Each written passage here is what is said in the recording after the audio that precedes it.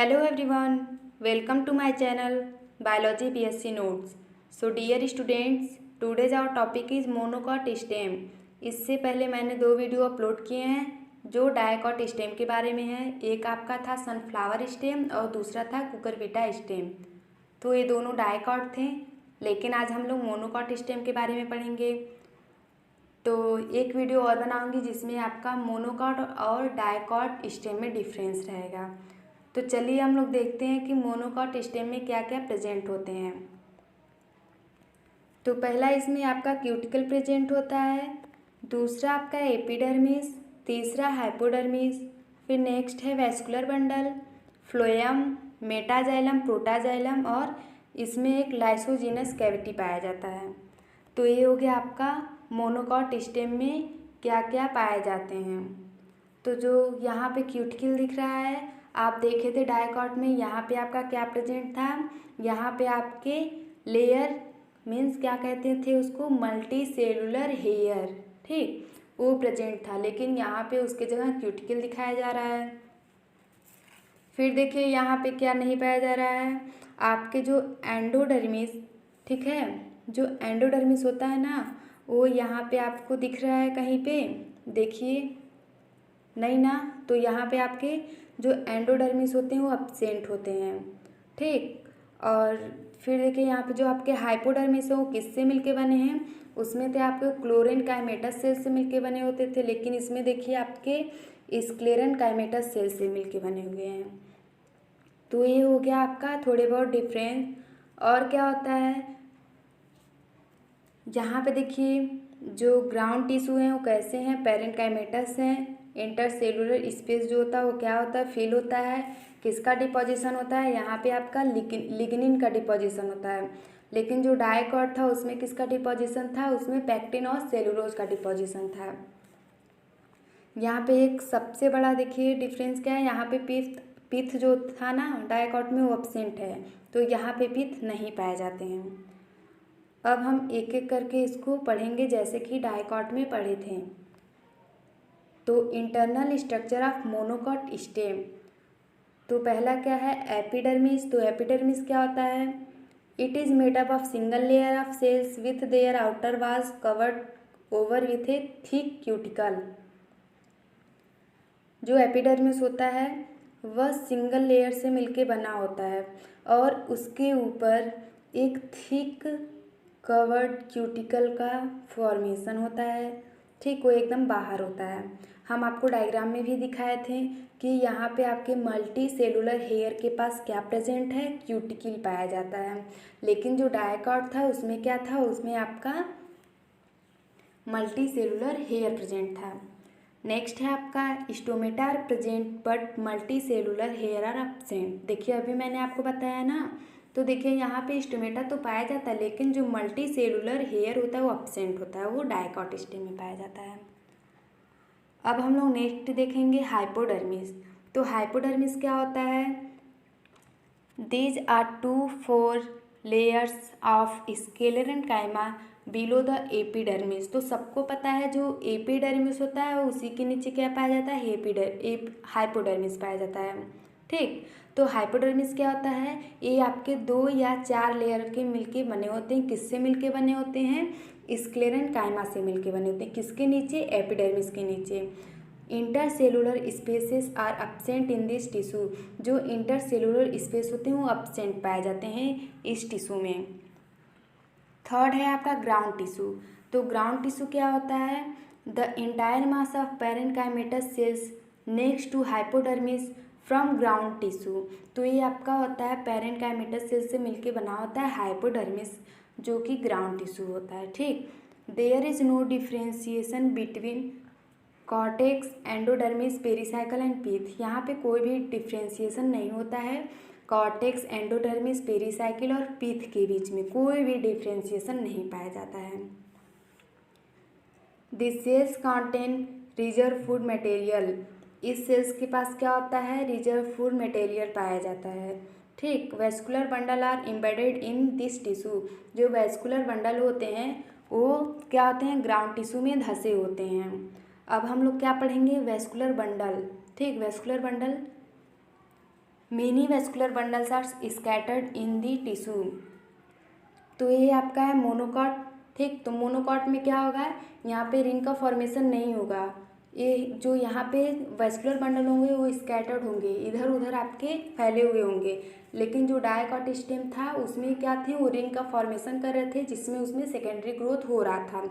लेकिन याद रहे मोनोकॉट में जो वेस्कुलर बंडल होते हैं वो स्कैटर्ड होते हैं। ये बहुत ही इंपॉर्टेंट है। ठीक, each vascular bundle is surrounded by a sclerenchymatous bundle से। तो जो एक मतलब जो प्रत्येक वेस्कुलर बंडल होते हैं वो किससे सराउंडेड होते हैं, स्क्लेरेंकाइमेटस बंडल से। ठीक, तो ये भी याद रखिएगा। This sheath is extensively develop at upper and lower faces of vascular bundle. तो ये किससे डेवलप होते हैं, upper and lower faces of vascular bundle. The vascular bundle are conjoint, collateral, closed and endarch. तो यहाँ पे देखिए क्या डिफरेंस है, जो डायकॉट था उसमें आपका ओपन टाइप का होता था, बट यहाँ पे तो सब सेम है, बट यहाँ क्लोज टाइप का है। तो जो वेस्कुलर बंडल होते हैं वो कैसे होते हैं, कॉन्ज्वाइंट होते हैं, कोलैटरल होते हैं, क्लोज्ड और एंडार्क कंडीशन होते हैं। एंडार्क कंडीशन तो आपको पता ही होगा। ठीक, हम इस हर वीडियो में बताए हैं कि जो एंडार्च होता है वो क्या होता है। ठीक, तो आप इसको मत भूलिएगा। लेकिन अगर जो आपको नहीं आएगा तो आप इसको कमेंट बॉक्स में लिख सकते हैं। ठीक, कि एंडार्च कंडीशन किसे कहते हैं। अगर जो आपको प्रॉब्लम होगी कुछ भी तो आप कमेंट बॉक्स में लिख सकते हैं कि ये मुझे नहीं समझ में आ रहा है। लेकिन मुझे नहीं लगता कि आपको कोई प्रॉब्लम होना चाहिए, बट फिर भी मैं बता देती हूँ एंडार्च कंडीशन किसे कहते हैं। जो एंडार्च कंडीशन होता है उसमें प्रोटोजाइलम जो होता है इनर साइड होता है और मेटाजाइलम जो होता है बाहर साइड होता है। तो इसी को हम लोग एंडार्च कंडीशन के नाम से जानते हैं।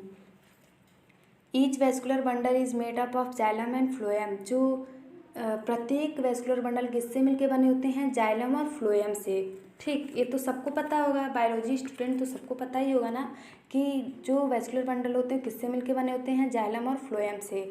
तो अब एक बात और जान लीजिए, जो जाइलम होता है वो किससे सराउंडेड होता है, फ्लोएम से। ठीक, तो ये हो गया आपका वेस्कुलर बंडल।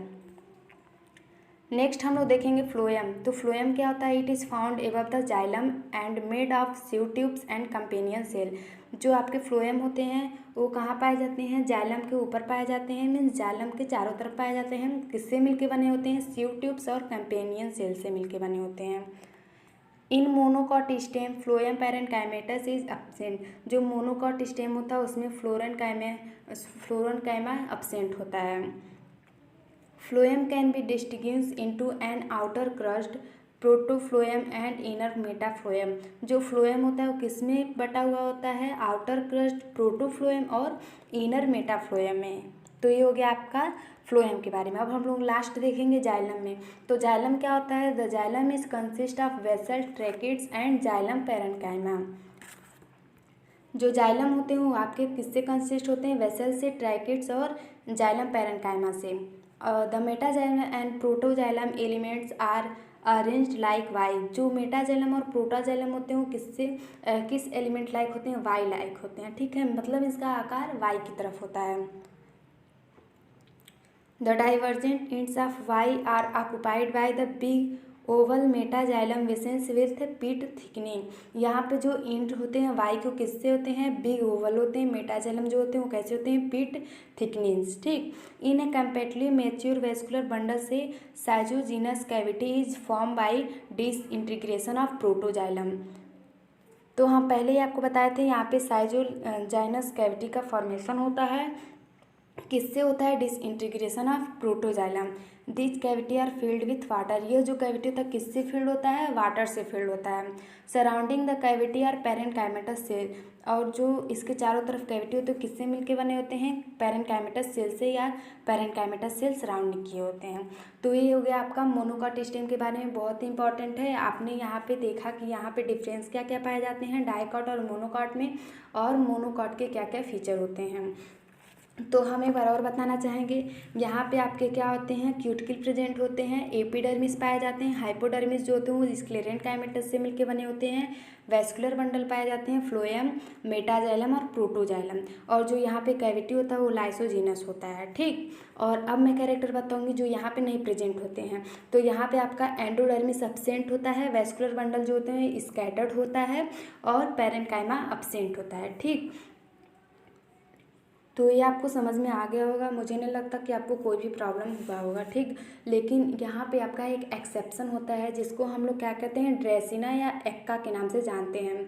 तो जो ड्रेसिना और एक्का होता है वो मोनोकॉट स्टेम होते हुए भी क्या करता है, जो उसके जाइलम फ्लोएम वेस्कुलर बंडल होते हैं उसमें रिंग लाइक स्ट्रक्चर बनता है, वो आपके डाइकॉट स्टेम की तरह शो करते हैं, ठीक। तो एक्सेप्शन ये बार बार कॉम्पिटिटिव एग्जाम में पूछा जाता है, मोनोकॉट स्टेम रहते हुए भी कौन से ऐसे स्पीसीज़ हैं जो कि आपके डाइकॉट की तरफ बिहेव करते हैं, उसमें सेकेंडरी ग्रोथ होता है। तो ये हो गया आपका ड्रेसिना और एक्का, बहुत ही इंपॉर्टेंट है, आप इसको याद रखिएगा। जो ड्रेसिना और एक्का होते हैं उसमें सेकेंडरी ग्रोथ पाया जाता है। मोनोकॉट है तो इसमें जो मोनोकॉट होते हैं उसमें क्या नहीं पाया जाता, उसमें तो आपको सेकेंडरी ग्रोथ देखने को मिलेगा नहीं, क्योंकि ये डाइकॉट में पाया जाता है। लेकिन यहाँ पे ये मोनोकॉट है, लेकिन ड्रेसिना और एक्का में यहाँ पे सेकेंडरी ग्रोथ होता है। तो प्लीज़ आप इसको लिख लीजिएगा, क्योंकि एक्सेप्शन है तो हर जगह पूछा जाता है। और यहाँ पे जो स्क्लेरन काइमेटस होते हैं वहाँ किसका डिपोजिशन होता है, लिग्निन का होता है, ठीक है। डाइकॉट में किसका था, पैक्टिन और सेलुलोज का था।